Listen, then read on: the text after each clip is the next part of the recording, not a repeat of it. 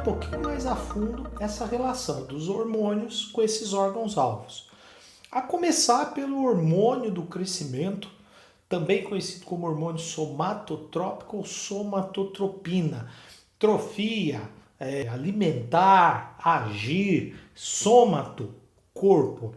É mais ou menos isso que quer dizer somatotropina. É um hormônio que vai agir em todo o corpo. É importante você ter na sua mente esse mecanismo regulatório de feedback. É um feedback negativo. Esse mecanismo vai ajudar, assim, em qualquer atuação clínica de um profissional da área da saúde. Então é importante que você entenda isso. Nós vimos o seguinte, o hipotálamo, ele produz o GHRH, hormônio liberador de hormônio do crescimento. Esse hormônio atua na adenipófise, espero que isso tenha ficado claro, somatotropo, que está lá na adenipófise, né? Então GHRH ativa os somatotropos e o somatotropo libera na corrente sanguínea o GH. GH então agora está aumentando na corrente sanguínea, vai ter uma série de ações no corpo, inclusive uma das ações do GH é essa aqui, né? Atuando em células-alvos, em determinadas células, faz com que essas células produzam IGF. IGF, fator de crescimento semelhante à insulina 1, ou também conhecido como somatomedina C. Então você nota que agora aumentou o GH, aumenta também o nível de IGF. Olha o detalhe, vem comigo. O GH, quando ele aumenta na corrente sanguínea, ele age no hipotálamo, inibindo o hipotálamo. Além disso, o IGF-1 age tanto nos somatotropos quanto no hipotálamo, inibindo esse hipotálamo. Então, se aumenta GH e aumenta IGF, começa a inibir a adenipófise, os somatotropos, e começa a inibir o hipotálamo. Além disso, tanto o GH quanto o IGF estimula o hipotálamo a produzir o GH e H, que é a mesma coisa, tá, pessoal? GH e H, hormônio inibidor de hormônio do crescimento. Então você vê, GH e IGF inibe os hormônios que estimulam. Né? O IGF inibe o GH, o IGF inibe o GHRH e o GH inibe o GHRH. Inibiu. Ao mesmo tempo, estimula tanto o GH quanto o IGF, estimula o hormônio que inibe, o GH e H, hormônio inibidor de hormônio do crescimento. Ora, se esse hormônio estimulatório está inibido e esse hormônio inibitório está estimulado, o que vai acontecer com o nível de GH? Ora, os somatotropos agora ele está inibido. Esse aqui está mais alto do que esse. Então, como o somatotropo está inibido, o nível de GH que estava aumentado, diminui. E se o GH diminui, não é ele que estimula algumas células a produzir o IGF? O que acontece com o nível de IGF? Nível de IGF também cai. Se o nível de GH e de IGF agora caíram, agora estão baixos, nota que como o nível desses hormônios está baixo, essa inibição aqui cessou. Acabou, diminuiu. Cessou não, diminuiu. Ao mesmo tempo, essa estimulação também diminuiu. Não era esses hormônios, o GH e o IGF, que fazia a inibição, né, e que fazia a liberação do GH e H? Como agora GH está baixo e IGF está pouco, não tem mais nada inibindo a produção do GHRH. E ao mesmo tempo não tem nada estimulando a produção do GH e H. Portanto, sobe o nível do GHRH e diminui o nível do hormônio inibidor do hormônio do crescimento, GH e H. Como agora o nível do hormônio estimulatório voltou a aumentar, os somatotropos volta a produzir GH e volta a estimular as células-alvo a produzir IGF. Portanto, o nível de GH sobe, o nível de IGF sobe. E se o nível de GH e IGF sobe, inibe a produção do hormônio liberador, estimula a produção do inibidor, cai GH, cai IGF. Então você vê, é um feedback negativo, onde os próprios hormônios são agentes regulatórios dos seus níveis na corrente sanguínea. Então a gente fala, às vezes eu solto aqui, né? O GH cessou a produção. Nunca cessa, tá? Nunca fica zero, tá? Fica flutuando. O nível de GH flutua na corrente sanguínea, assim como o nível de IGF fica flutuando na corrente sanguínea. Aqui, mais um detalhe que eu gostaria de chamar a atenção é o seguinte. A gente fala, o hormônio atua na célula. Parece mágica, né? O hormônio chega lá, sopra e a célula começa a produzir. Não é, tem uma maquinaria dentro da célula. Dá uma olhadinha aqui. Ó. Essa célula aqui é um somatotropo. Essa célula aqui. Eu falei para você que o GHRH estimula a produção do GH. Olha a maquinaria aqui, ó.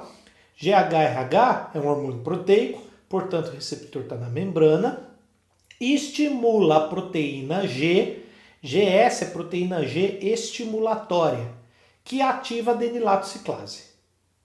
Já o GHIH, hormônio inibidor de hormônio do crescimento, também é um hormônio proteico, atua em receptor de membrana, só que quando ele se liga no receptor, ativa a proteína GI, G inibitória. A G estimulatória ativa a adenilato ciclase, a G inibitória inibe a adenilato ciclase. Então, controlando aí o nível de adenilato ciclase.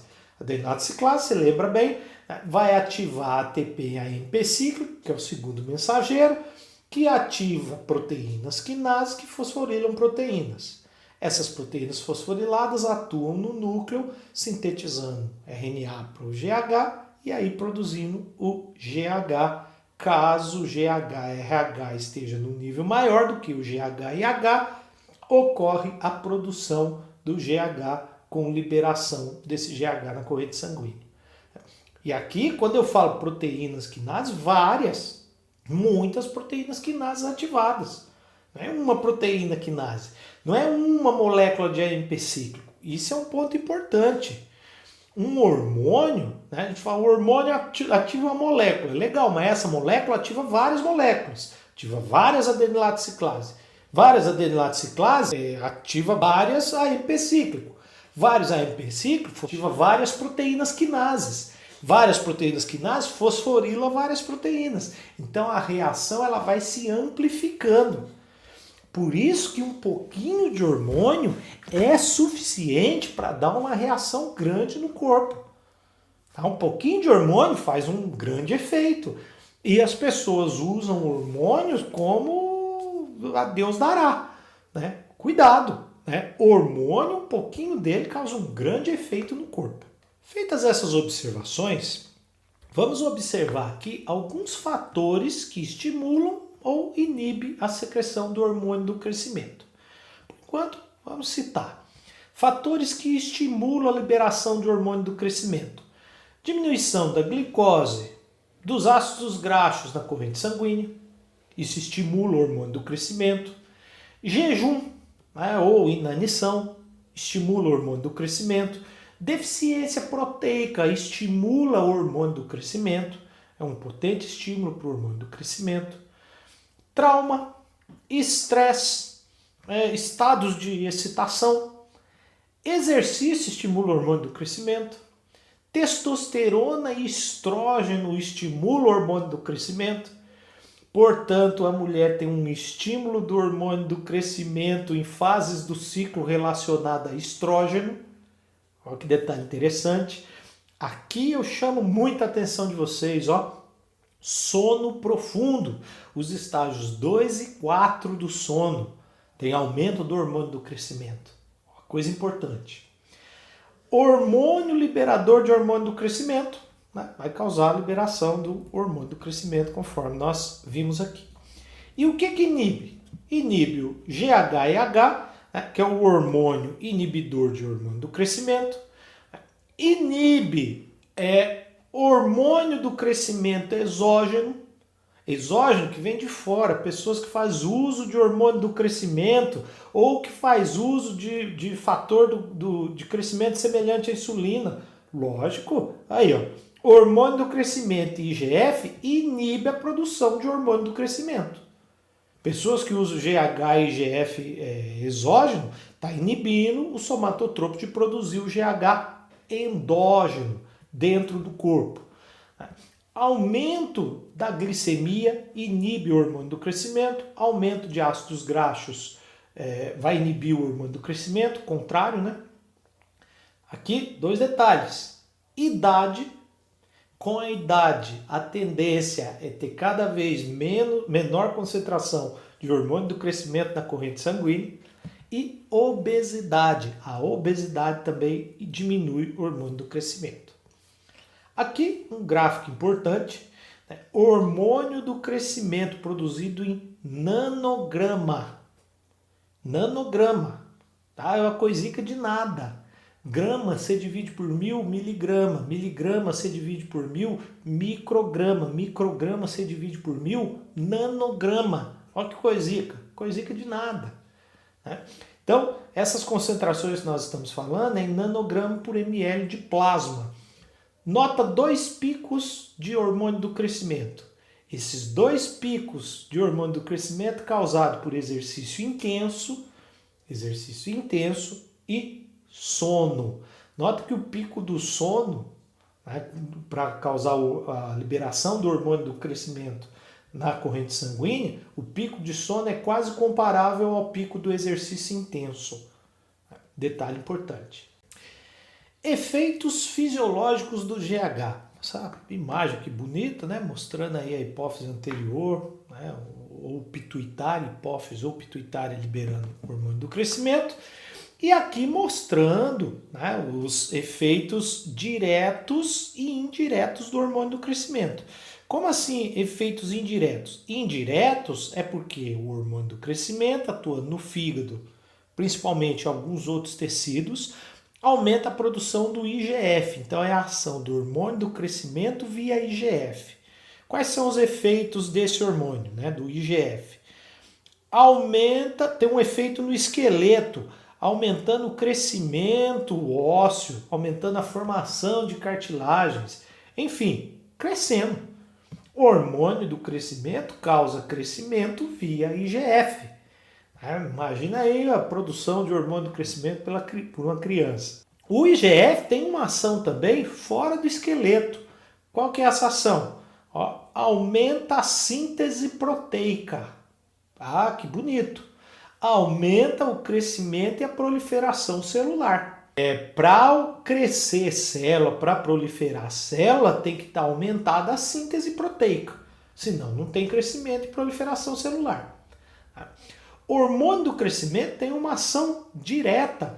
Uma ação direta, né, a ação direta dele é conhecida como ações anti-insulínicas, faz o contrário da insulina.